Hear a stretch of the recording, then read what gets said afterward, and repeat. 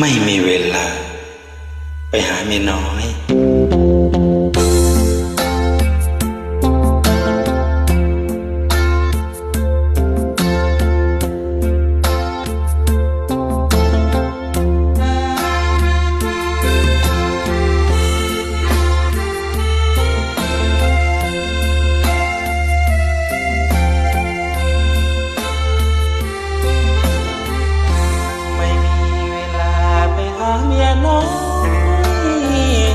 ป่านนี้พี่คงขอน้องน้อยใจลอยคอยหาน้องจงเข้าใจที่ไม่ค่อยมีเวลาอยากจะไปหาแต่ว่าเวลาไม่มีรวนรำพึงคิดถึงเมียน้อยใจทิ้งให้คอใจพี่หน่อยคนนี้การงานที่ทำมันบ้างไม่เคยจะมีแต่พี่โลกนี้ที่มีอย่างอื่นมาแทนวันอาทิตย์เอาปิดที่สองวันจันทร์พี่ต้องตามท่านร้องไปที่บางแสนวันพุธวันพฤหัสมีนัดผู้แท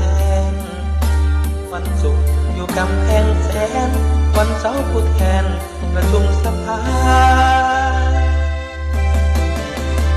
โปรดจงปราณีพี่เถิดเมียน้อยให้น้องจงขอไม่นานพี่จะมาหาไม่งั้นอย่าว่างงานจะมันมากันดาหากมีเวลา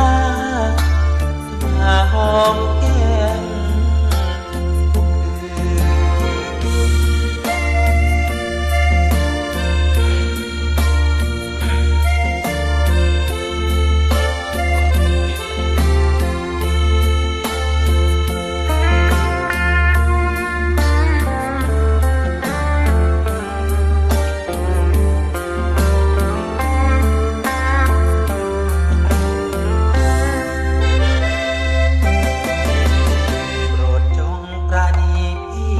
นเมียน้อ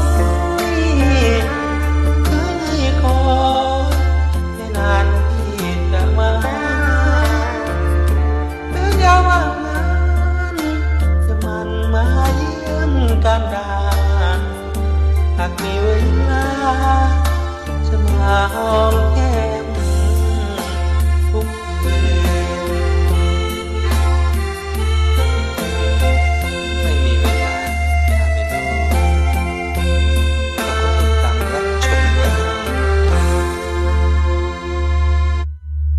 เอามันแห้งๆปังๆทุกวันนะครับเด้